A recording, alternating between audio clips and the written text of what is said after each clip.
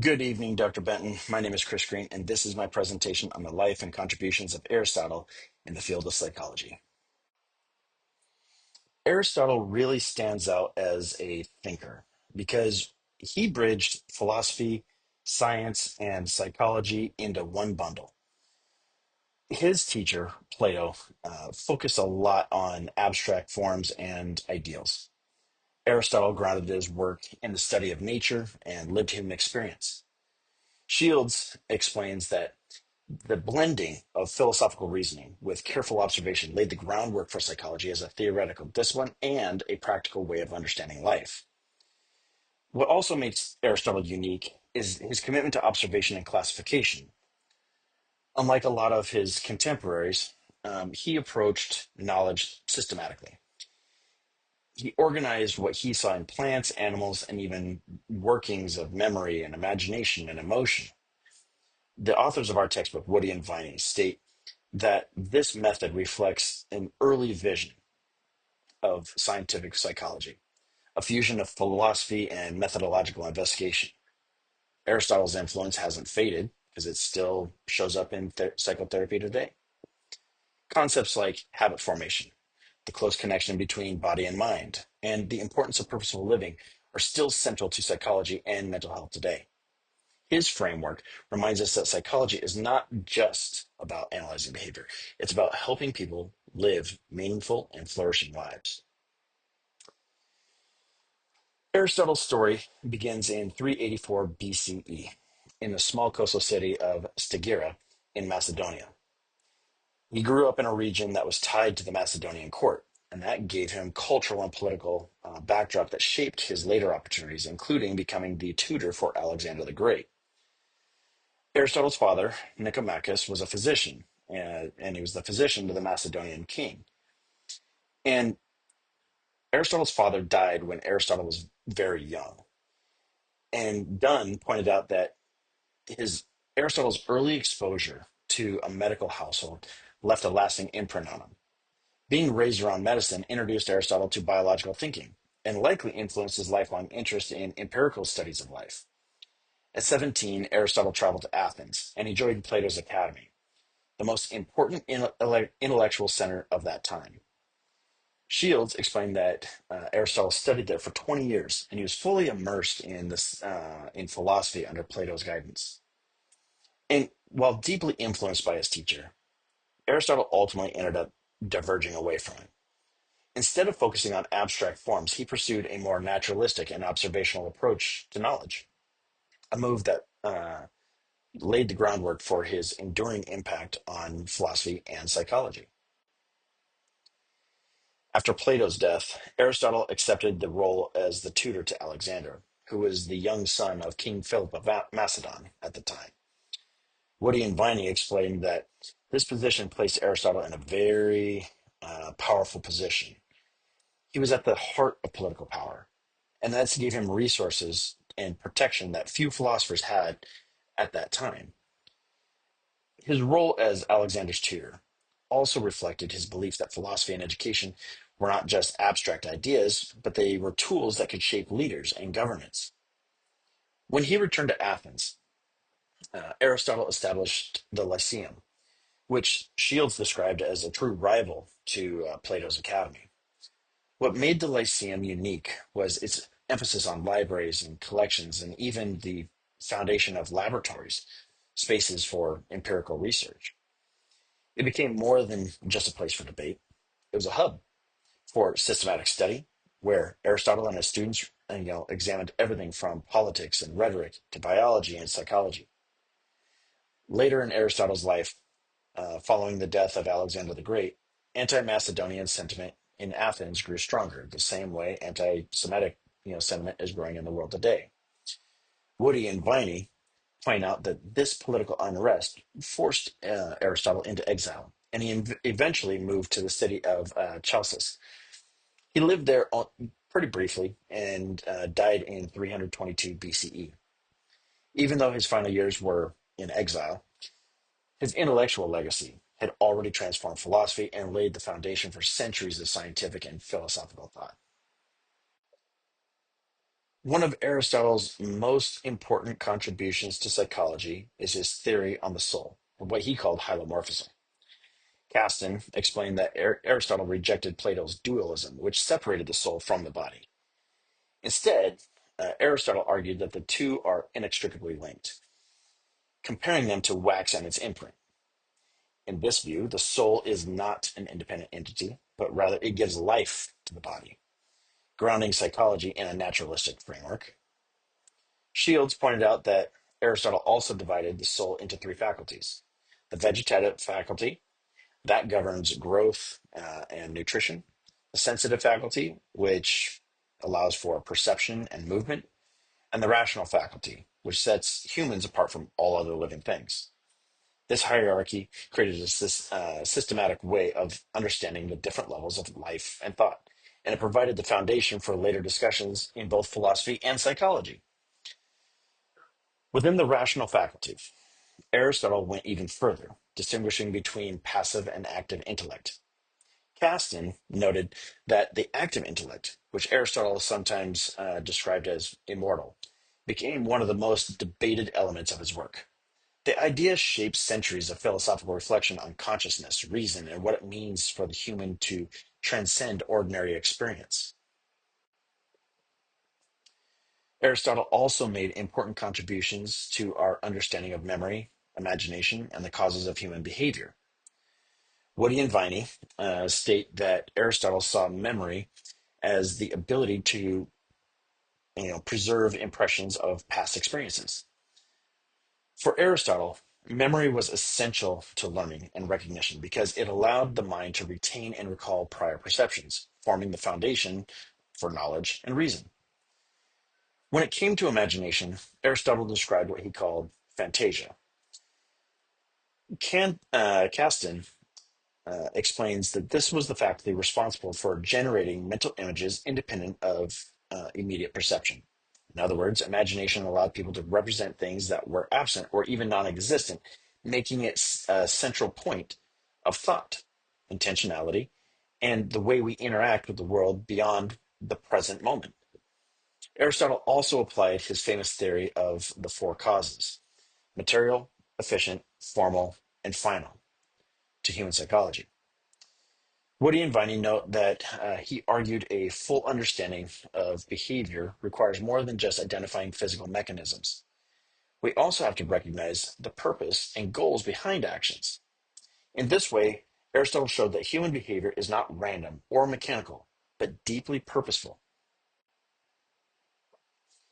Another important part of Aristotle's psychology was his theory of emotions and virtue. Yazisi explains that Aristotle did not see emotions as irrational disturbances, but rather as embodied judgments that influence how we act. Take fear, for example. It's not that just a bodily response. Don't just see the spider and jump. But it's also a judgment about the imminent danger that thing, represents. This shows how Aristotle integrated, physiology, cognition, and ethics into his understanding of emotional life. Aristotle also explored the role of emotion in communication through his work Rhetoric. Rapp and Gardner both point out that Aristotle identified three key modes of persuasion: ethos, pathos, and logos. Ethos, which is credibility; pathos, which is emotional appeal; and logos, which is logical reasoning. This framework showed how emotions could be studied systematically and ethically, while also recognizing the powerful role they play in shaping human behavior.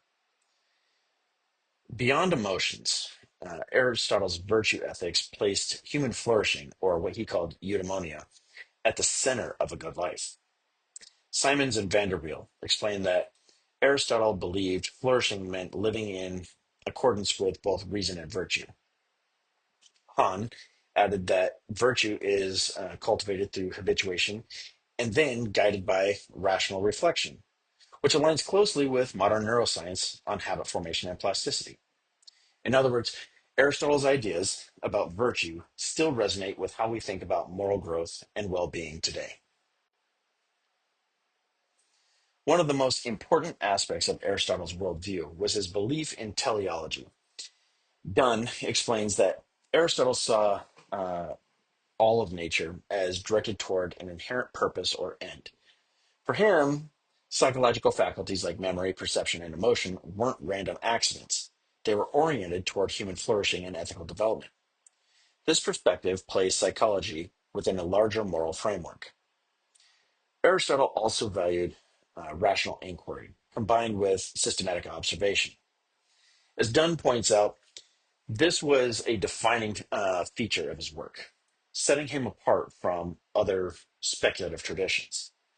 He wanted to understand both natural and human phenomena through careful study, which positioned psychology as an extension of the broader study of natural life. Miller emphasizes how Aristotle's background shaped his worldviews. His Macedonian upbringing through his father's role in medicine, these exposed him early to biology and empirical methods. At the same time, his 20 years with Plato at the Academy immersed him in the rationalist traditions of Athens. This blend of empirical observation and abstract reasoning gave his theories of the mind their distinctive character. Finally, Aristotle's role as tutor to Alexander the Great provided him with direct political insight. Miller explained that this experience showed him how philosophy and education could shape leaders and even entire city states. It reinforced his teleological belief that both individuals and societies exist to realize their highest potential. Even though Aristotle's work was groundbreaking, it also reflected some of the limitations of his time. Caston points out that Aristotle's psychology was deeply centric, meaning it placed humans at the center of natural order. By privileging human rationality above all else, Aristotle often overlooked the complexity of value of human other forms of life. Sorry. Shields explains that this same hierarchy appeared in the model of the soul, where rational faculties were considered superior to emotions and bodily functions.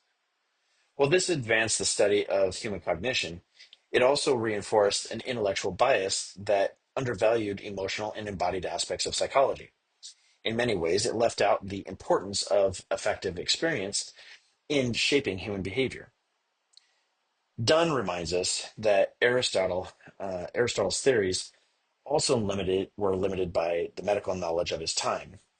His reliance on humoral medicine, the idea that health and temperament were governed by bodily fluids, constrained his explanations of health and emotions. And though it was influential in that era, this framework was biologically inaccurate and outdated by today's standards by far. Finally, Shields argues that Aristotle's emphasis on individual virtue and moderation underplayed the influence of larger cultural and structural factors.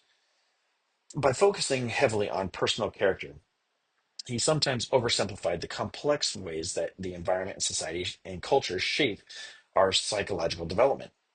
These biases don't erase his contributions, but they remind us that we need to interpret his work with a critical eye based on today's standards. Aristotle's ideas also raise some important ethical questions.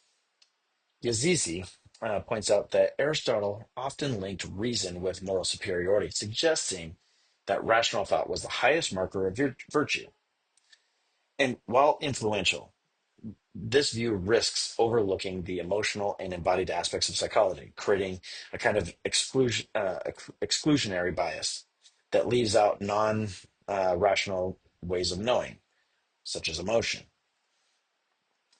Hahn explains that Aristotle's teleological framework, the belief that everything in nature has a purpose, gave psychology a sense of meaning and direction. But the same idea could be misused in rigid or essentialist ways, reinforcing fixed roles or even social hierarchies. Aristotle also emphasized rhetoric as an ethical tool, especially through ethos, pathos, and logos. Rapp warned that these same tools could easily slip into manipulation if ethos or pathos are exaggerated or misapplied. And finally, Hahn reminded us to be cautious when applying Aristotle's virtue ethics in light of modern neuroscience. While research on habit formation and neuroplasticity supports his insights about habituation, taking it too far risks a deterministic view that reduces moral development to biology alone. These tensions show how Aristotle's ideas are still powerful, but they have to be applied carefully. Aristotle's insights continue to connect directly with modern therapeutic practices. Caston explains that his recognition of imagination, or fantasia, as central to thought parallels today's use of guided imagery and schema therapy. Shields added that just as Aristotle saw imagination as the ability to create mental images beyond immediate perception, these techniques help clients reshape experiences and motivations through visualization. Woody and Viney emphasize Aristotle's focus on habituation, and this idea also aligns with behavioral therapy. He believed that virtue develops through repeated practice, and that principle is echoed today in helping clients build healthier habits while replacing destructive ones, much like cognitive behavioral therapy.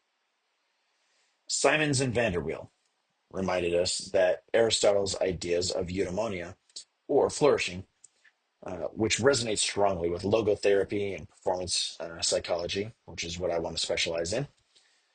Both approaches stress well-being doesn't come from avoiding hardships, but aligning your actions and emotions and reason with meaningful goals. In my own work with men's mental health and sport and performance psychology, this framework provides a powerful guide. Aristotle's integration of reason, virtue, and purpose helps me support clients in building resilience, taking responsibility, and finding meaning, even when they're navigating trauma, stress, or questions of identity. Aristotle's legacy really lies in the way he combined philosophy, science, and psychology into a single vision of human life. Shields notes that he refused to treat the mind separate from the body, instead grounding psychology in both careful observation and ethical reflection. Woody and Viney say that his theories on the soul, memory, and imagination and emotion created frameworks that remain central to psychology and psychotherapy today. His account of virtue and flourishing still shapes modern conversations about moral development and well being. At the same time, Shields said that Aristotle's worldview reflects bias, such as privileging reason over emotion and relying on flawed biological theories. By recognizing these limitations, we can engage with his work critically while still appreciating his strengths. Ultimately, Woody and Viney emphasize that Aristotle's influence endures because his integration of rationality, emotion, and virtue provides timeless guidance. His insights continue to inform therapy and mental health practices, helping us foster resilience, balance, and flourishing in modern contexts.